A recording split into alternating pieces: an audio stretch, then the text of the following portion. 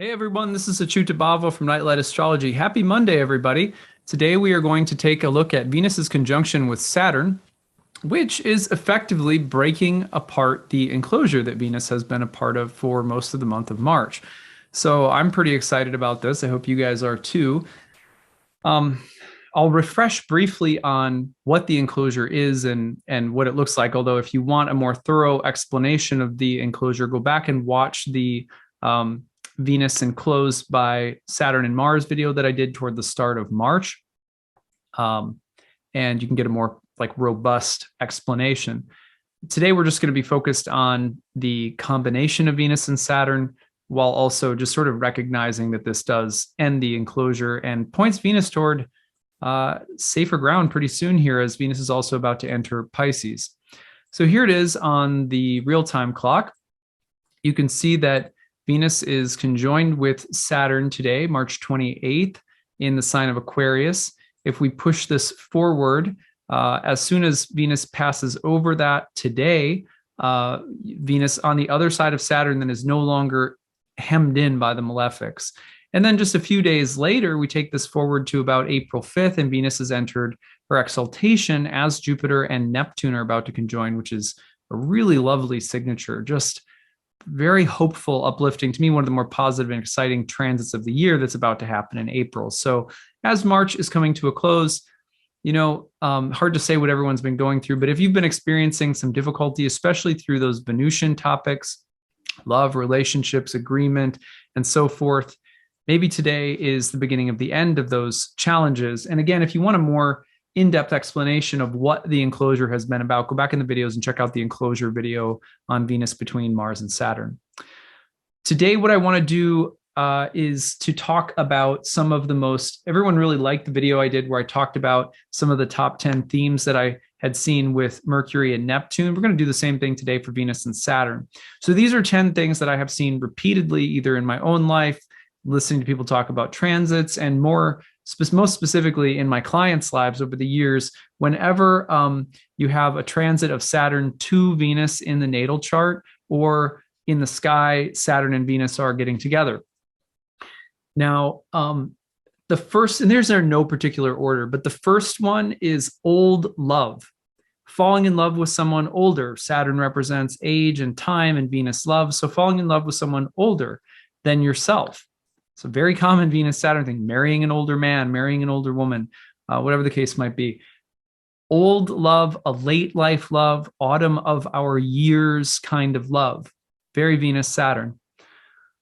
Seriousness in love is number 2. There's just a gravitas to Saturn in general that can sometimes be a little bit of a joy kill, in which case Venus-Saturn can be some overly serious quality around love. Like you're dating that person who always has to talk about serious things. It's like the Eeyore of love or something like that.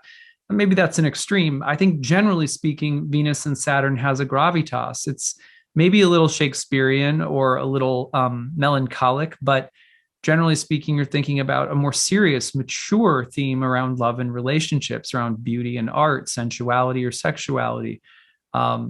Relationships often level up and become more mature or serious under these transits. So that's another one. Number 3, pain and love. Saturn is often a planet that implies winter and death. And so Venus comes into contact with Saturn, and you sometimes have loss, suffering, pain, sorrow related to love and relationships. Similarly, number 4 could be anything that moves from union, a state of union, to one of separation. Venus implies a union of different elements, like musical notes in a scale, or the agreement that's needed to make a deal.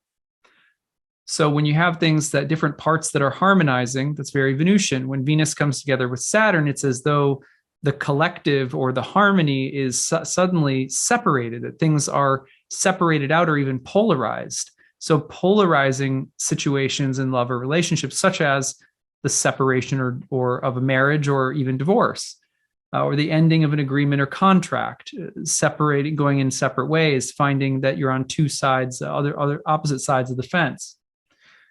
Number 5, Venus naturally is about desire and what we find pleasurable, enjoyable, beautiful. Saturn is oftentimes about our vices, those things that weigh us down and act as existential burdens. And so when you put Venus and Saturn together, you can be looking at the burden of our desires, whether that's drinking or spending or vanity or whatever, the jealousy. So any way in which Venus can suddenly become the representation of a vice can be, that's one of the things that can come up when Venus and Saturn get together.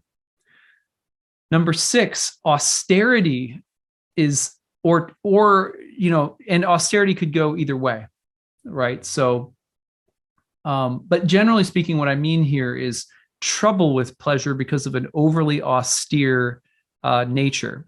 Venus Saturn is often, for example, people have a hard time letting go and just enjoying, whether it's sex or love or music or poetry or dance. It's just hard to let go and be spontaneous. It's hard to experience natural state of flow or grace or ease. Now, that's not everybody, but for example, Venus and Saturn could represent the formal nature of a square dance or ballet, the steps and the moves and the form. There's form and grace in classical music combined. So form and grace, form and flow are not necessarily opposed to one another, but sometimes if there's an overly rigid quality with Saturn paired with Venus, it'll have something around, it'll represent as trouble with pleasure, trouble with joy, or the sensual nature is overly restrained or too austere. Number 7, a controlled or feigned beauty, superficiality, vanity. I'm dressing the part. I know exactly how to make things look nice, but there's a hollowness behind it. There's a sense of something being too rigid or controlled. There's a performative quality. I know how to look, what to say, how to appear, but underneath is too much control and rigidity. It's not natural enough. It's feigned, it's superficial, it's vain, something like that. All perfect symmetry, but no flow.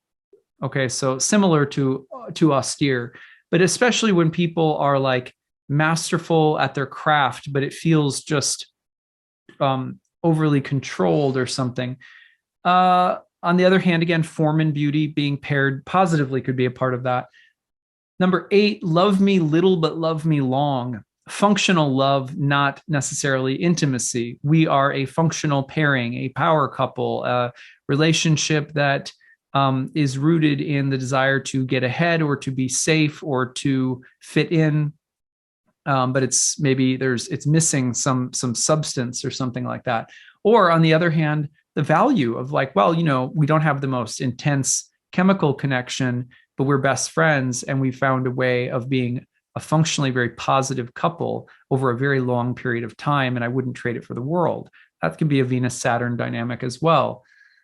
Number 9, I like to think of the pairing of things that are clean with things that are orderly. Venus rules cleanliness, Saturn with Venus often a kind of cleanly beauty or orderliness. Finally, the last one is learning to put healthy limits or boundaries around love, relationships, desires. So it's not the overly austere, it's the, what does it look like to have a mature, controlled relationship with desire, passion, the sensual body, and so forth. So those are some of them, they're kind of intertwined.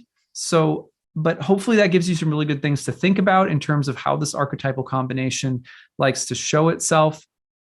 When I see people have Saturn Venus transits, in my mind, it is one of the best times to grow and become, just a more mature, thoughtful person, especially around relationships, love, desire, and pleasure.